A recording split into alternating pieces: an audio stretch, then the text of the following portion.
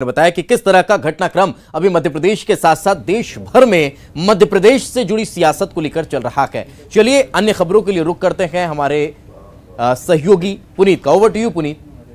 शुक्रिया दीपेश। और इसी को आगे बढ़ाते हैं जो दीपेश बात कर रहे थे। एक तरफ ट्विटर पर वॉर चल रहा है, दूसरी तरफ प्रेस कॉन्फ्रेंस का निशाना साधा जा रहा है। प्रेस कॉन्फ्रेंस की पूर्व नेता प्रतिपक्ष अजय सिंह और पूर्व मंत्री सज्जन सिंह वर्मा ने और बीजेपी को निशाने पर लिया। कहा कि कमलनाथ सरकार के राज में जिस तरीके से माफिया राज को खत्म करने की मुहिम छेड़ी गई थी, बीजेपी उससे परेशान हो गई थी। अजय सिंह ने कहा, ये सारी बातें कही और ये भी कहा कि राज्यसभा की सीटें जीतने के लिए कांग्रेस सरकार को गिराने का षड्यंत्र बीजेपी के केंद्रीय आला कमान के इशारे पर हुआ और अब राजस्थान की गहलोत सरकार को अस्थिर करने का षड्यंत्र रचा जा रहा है। उन्होंने संकेत दिए कि कांग्रेस ने इस पूरे मामले को लेकर कोर्ट जाने को लेकर भी मन बनाया है। अजय सिंह के मुताबिक कांग्रेस पार्टी सभी तरह के विकल्पों पर विचार कर रही है, उसके बाद आगामी कदम उठाया जाएगा।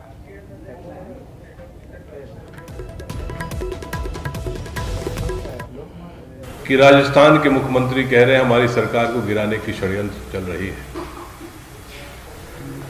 ये पूरा खेल सिर्फ कुछ राज्यसभा सीटों के लिए। शिवराज सिंह जी ने तो स्पष्ट कह दिया कि भाई केंद्र के नेता लोग के इशारे पर सरकार गिराई। स्पष्ट स्वीकारोक्ति है इंदौर शहर में शिवराज चौहान की कि ये केंद्रीय नेतृत्व हमारा उसका इशारा था कि मध्य प्रदेश की सरकार को गिरा दो, ये बर्बाद कर देगी।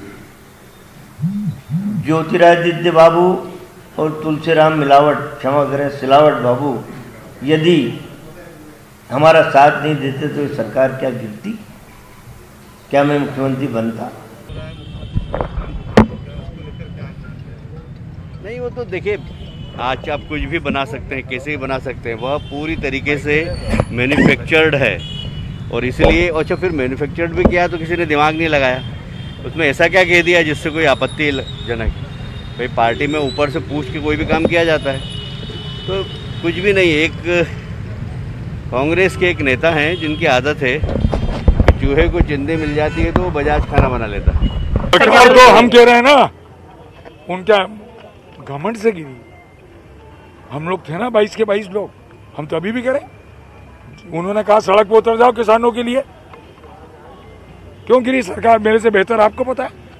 आज ये प्रश्न 2 महीने बाद पूछ रहे हो आप, 3 महीने बाद। पूरे देश को, पूरे प्रदेश को पता है कि सरकार क्यों गिरी। मैं घूम के इनके पास है क्या मुद्दा? मैं आपसे पूछता हूँ, सरकार सुनो, उनको किसने रोका भाई? पहले भी सुप्रीम कोर्ट गए थे, उनको रोका किसने? हमने तो नहीं रोका।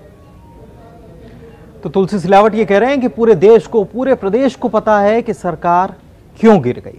खैर चलिए आगे बढ़ते हैं, बात बीजेपी की कर लेते हैं। तो बीजेपी की बैठक हुई है और उपचुनाव को लेकर जो समिति बनाई गई है, इसकी ये बैठक रखी गई थी। कोरोना काल भले ही चल रहा है, लेकिन चुनावी सरगर्मियां कुछ ज्यादा मध्य प्रदेश में नजर आ रही हैं।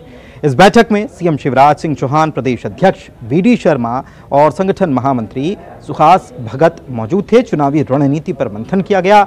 चुनाव संचालन समिति की ये बैठक थी।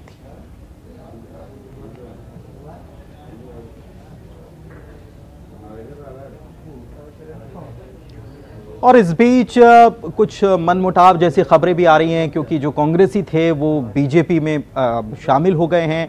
इधर मंत्री गोविंद सिंह की तरफ से इस पूरे मामले को लेकर बयान दिया गया है। उन्होंने कहा है कि किसी में कोई मनमुटाव जैसी कोई बात ही नहीं है। वो ये सफाई दे रहे हैं कि कोई मनमुटाव किसी प्रकार का नहीं है और सब एक मन से बीजेपी में आए।